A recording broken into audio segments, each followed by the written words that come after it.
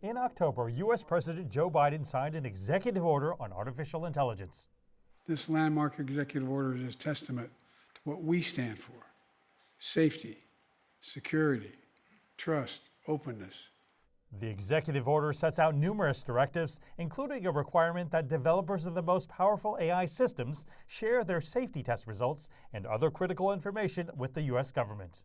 It's really still going to fall onto the ethics of AI committees within private organizations to make sure that they are abiding by these best practices, because they will be the ones who are able to enforce this and move much quicker and more nimbly as we need than really any government regulation. But I do think it's important that governments are on top of this.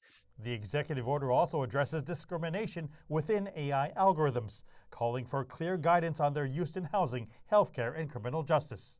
There certainly are general principles you can apply across the board, but I also think you want to be careful so as not to overgeneralize, where in the effort to protect against bias and prejudice, you're actually creating new biases and prejudice.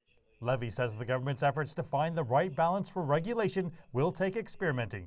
I think that we need to kind of set, some broad guardrails around the use of AI, but we also don't want to be overly regulatory in terms of, well, this bit of code is fine and that bit of code is not so fine. Asking someone to remove that bit of data is a far more challenging task than simply deleting a line of code. A yearning for nature's embrace. The startup RealChar builds customized AI companions that can have natural language conversations. Tell me. CEO Sean Wei has concerns about the executive order's call to preserve the privacy of training data.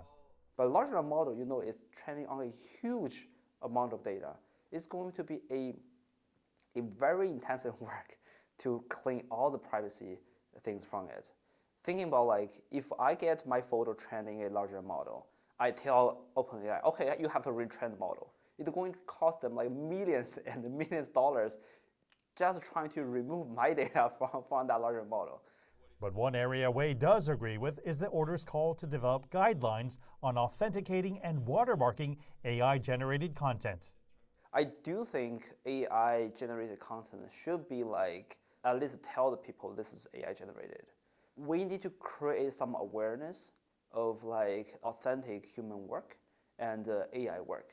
The industry experts we talked to all agree that AI is advancing so fast that it'll be hard for the government to stay on top of the field without cooperation from the industry itself. The Biden administration says while the order is a vital step forward, it's now up to Congress to provide legislation that will help pave the way for responsible innovation. Mark New, CGTN, Palo Alto, California.